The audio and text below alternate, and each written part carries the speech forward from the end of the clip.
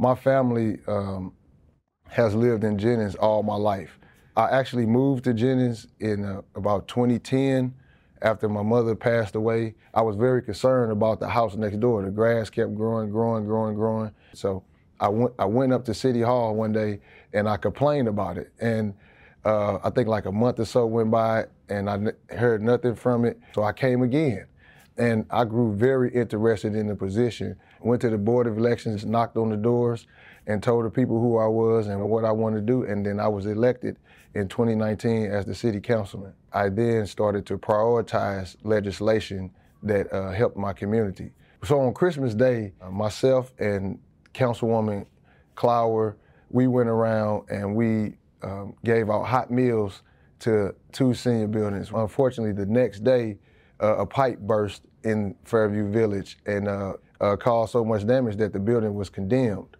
So I took it upon myself to get involved as the councilman. So our initial task was to make sure that they had somewhere to stay. Legal Services Eastern Missouri was a strong, advocate in helping that happen. Well, as a councilman, my job is to create legislation. So I created an ordinance that would give emergency relief to residents of the city of Jennings. It was a $1,000 grant to help them with some of the necessities that they needed to survive in that hotel. In addition to creating the legislation for the grant, when I became mayor, I wanted to continue being a resource for the seniors. So we made available our city bus so they can get back and forth to the hotel.